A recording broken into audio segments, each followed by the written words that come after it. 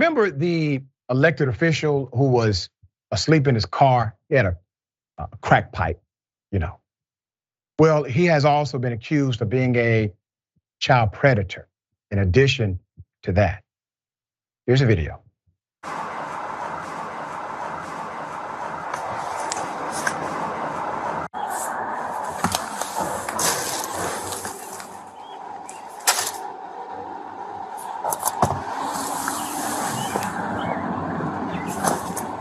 You got anything in your pants or anything?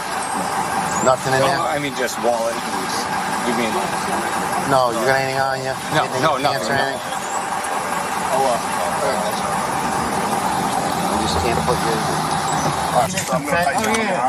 You've taken in some fentanyl, Matt, and that's we've got to make sure you may not feel it right now, but God forbid something happens to you. We feel terrible about that,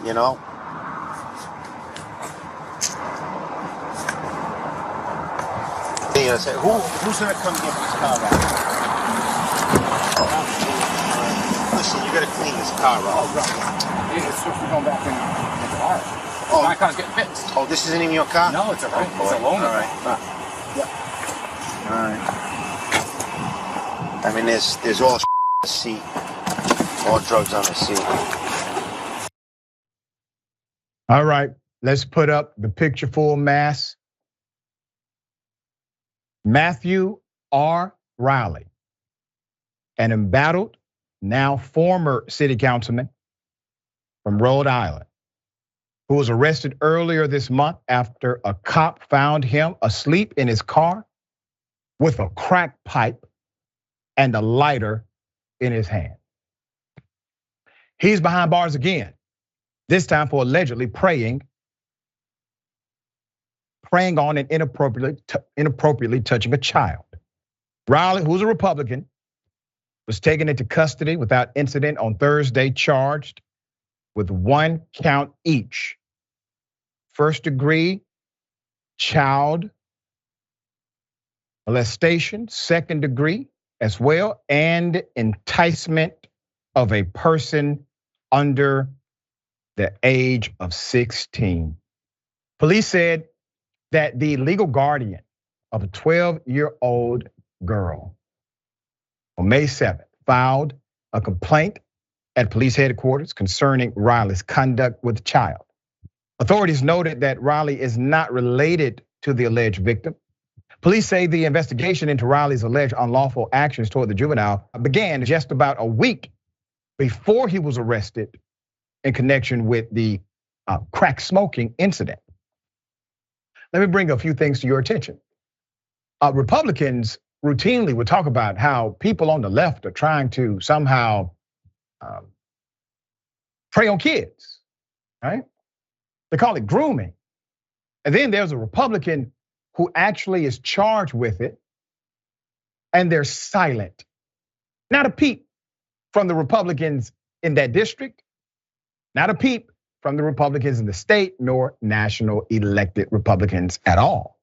Not even a statement from the Republican Party at all.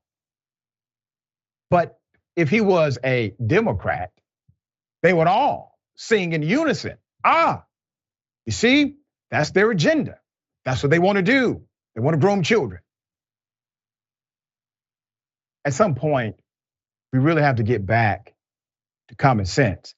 I know we have to address and respond to Trump supporters, but it's getting a little tiring. This individual obviously is going to face the music, and hopefully he is prosecuted to the fullest extent of the law of guilty of this crime.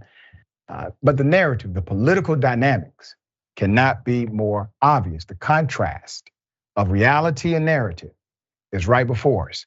The reality is Republicans support legislation that would make a child be abused by way of state law by mandating them to have a baby at 10 years old after being raped, right?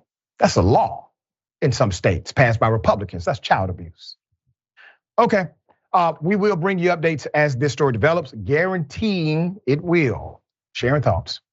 Yeah, the increased work hours for kids too, I think is somewhat abusive. That's right. The Republicans are behind that. Right, they're behind that as well. He also doesn't have proper representation, which I could care less about, but I just want to bring it. You want to talk about nutty, Doc? His lawyers saying things like, don't gossip about this, and don't ridicule, and don't have knee-jerk conclusions about this. And we have a near perfect judicial system. We don't, none of that is true. It's all tomfoolery. And this is a real sick puppy here. Real sick puppy. All right, very sick.